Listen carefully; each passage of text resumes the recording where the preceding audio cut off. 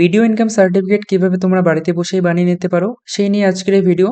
তো এখন কিন্তু প্রায় প্রত্যেকটা স্কলারশিপ আবেদন করতে গেলেই তোমাদের কিন্তু ভিডিও ইনকাম সার্টিফিকেটের প্রয়োজন হয়।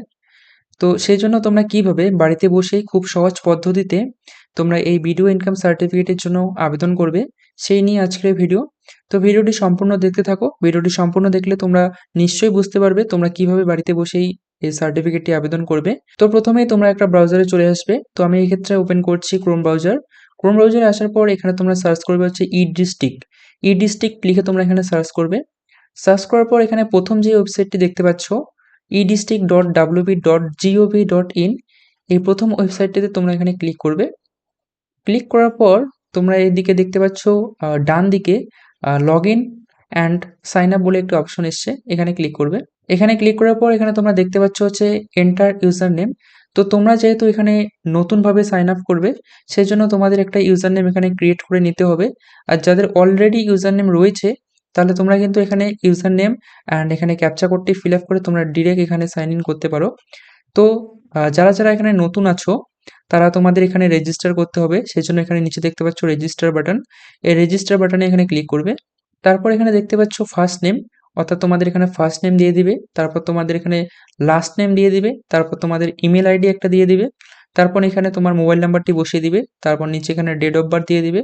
তারপর এখানে দেখতে পাচ্ছ এন্টার ইউজার নেম। তো এখানে তোমরা একটা ইউজার নেম ক্রিয়েট করে নিবে। যেমন ধরে নাও তোমাদের নামটি দিয়ে ১, ২, ৩, ৪ এরকমভাবে একটা ইউজার নেম বানিয়ে নিবে।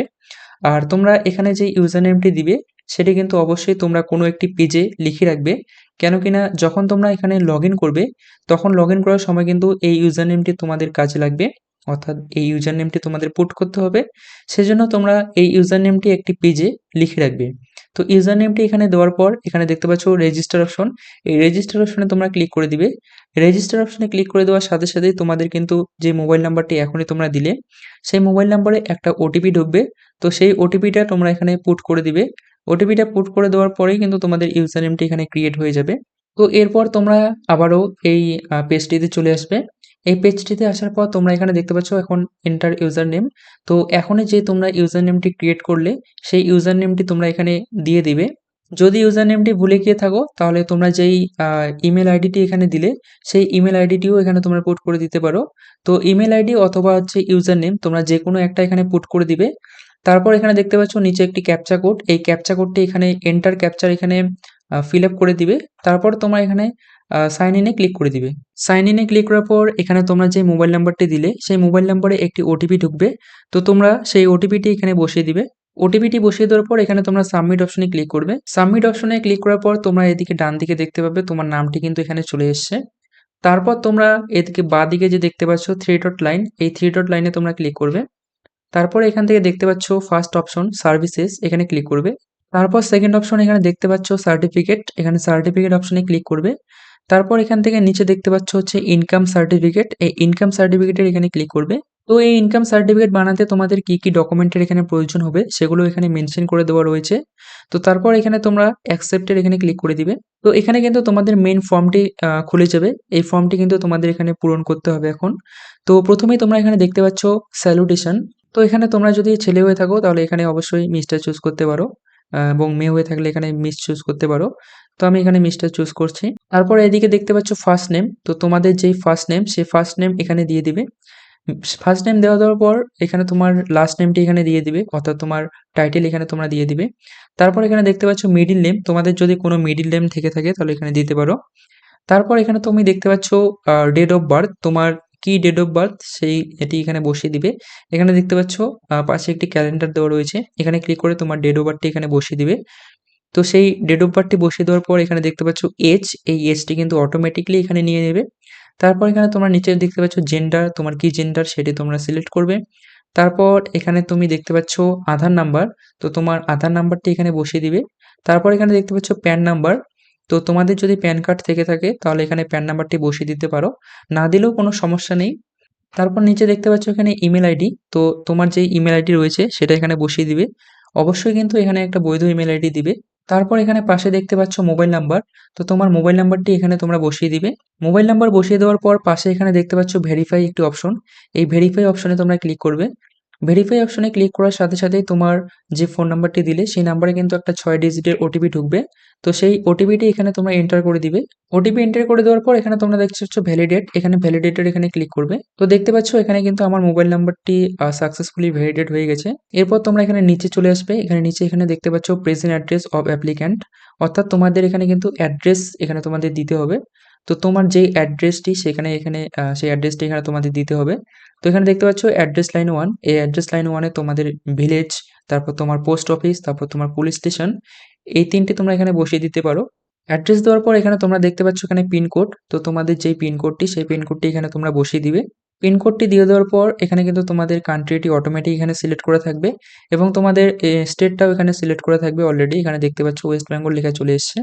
তারপর তোমার যেই ডিস্ট্রিক্ট সেই ডিস্ট্রিক্টটি এখানে তোমরা চুজ করবে। ডিস্ট্রিক্ট দেওয়ার পর এখানে তোমরা দেখতে পাচ্ছ সাব ডিভিশন। তো তোমার সাব ডিভিশন কি সেই সাব ডিভিশনটি এখানে তোমরা সিলেক্ট করবে। তারপর এখানে তোমরা দেখতে পাচ্ছ তোমরা রুরাল না আরবান। তো তোমরা যারা গ্রামাঞ্চলে থাকো সেক্ষেত্রে তোমাদের এখানে রুরাল হবে। আর যারা শহরাঞ্চলে থাকো তাহলে সেক্ষেত্রে তোমরা আরবান এখানে সিলেক্ট করতে পারো। তো আমি যেহেতু গ্রামে থাকি সেজন্য আমার জন্য এখানে রুরাল অপশনে ক্লিক করব। তারপর এখানে তোমরা দেখতে পাচ্ছ ব্লক অ্যান্ড মিউনিসিপ্যালিটি। তো তোমাদের ব্লক অথবা মিউনিসিপ্যালিটি কোনটা হবে সেটা এখানে সিলেক্ট করে নিতে পারো। আমার ক্ষেত্রে ব্লক, সেজন্য এখানে ব্লক সিলেক্ট করলাম। তারপর এখানে সেই ব্লক অথবা মিউনিসিপ্যালিটির নাম কি সেটা তোমাদের এখানে দিতে হবে। আমি এটা এখানে চুজ করলাম। তারপর এখানে তোমরা দেখতে পাচ্ছ ভিলেজ অর ওয়ার্ড। তো তোমার হচ্ছে ভিলেজ, তোমরা যারা গ্রামে থাকো তোমরা ভিলেজটি এখানে সিলেক্ট করে নিবে। তোমরা যারা শহরে থাকো তোমাদের ওয়ার্ডটি এখানে সিলেক্ট করে নিবে। তো আমি আমার এখানে ভিলেজটি সিলেক্ট করে নিচ্ছি।